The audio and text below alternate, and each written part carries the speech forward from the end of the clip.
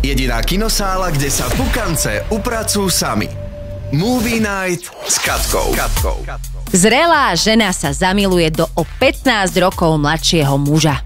Volá sa Olga a je to uznávaná sudkyňa s úspešnou kariérou a dospelou dcérou, s ktorou má značne turbulentný vzťah.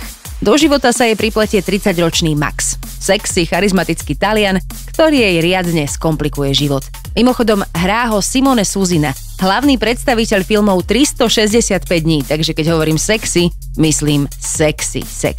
Filmu nechýbajú horúce vášnivé scény, občas trošku patetické romantické rozhovory, tu a tam aj pár cringe situácií, ale musím oceniť parádny vizuál, naozaj krásne zábery a fakt zaujímavú psychologickú linku tragédie jednej rodiny.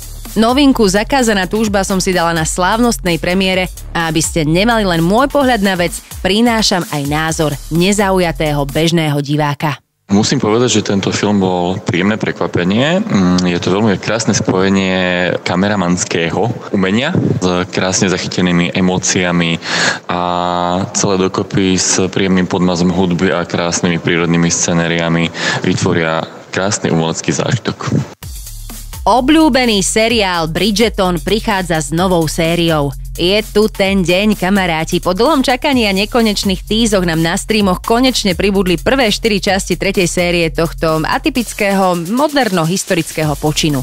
Fanúšikovia, ktorí si prečítali aj knižné vydanie tohto hitu, hneď po konci 2. série začali vášnivo tipovať, ktorá z ich obľúbených postav sa stane stredobodom pozornosti tento raz. A musím povedať, že mnohí to uhádli hneď na prvú. Bude to Penelope.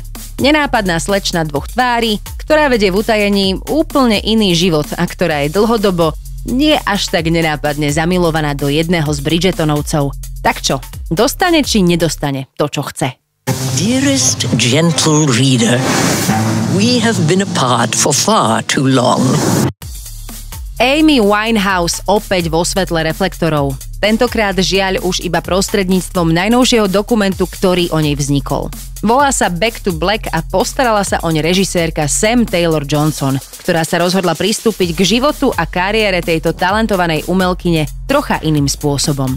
Chcela som Amyn príbeh natočiť z jej pohľadu. Jediná pravda o jej živote sa skrýva v jej piesňach. Preto som sa rozhodla vyrozprávať príbeh jej slovami v jej textoch. V nich sa vyznáva zo svojej lásky, bolesti, zo svojich sklamaní. Sú plné hlbokých emócií a neraz aj drsného humoru. I want people to hear my voice. No. And just forget their troubles for 5 minutes. Prehľad všetkých filmových a seriálových noviniek doručím opäť o týždeň, sľubujem, to ale neznamená, že vy sa máte dovtedy flákať. Som si istá, že ste ešte nevideli všetko z tých predchádzajúcich častí Movie Night, tak to bežte medzičasom podobiehať. Bye bye. Jediná kinosála, kde sa pukance upracujú sami.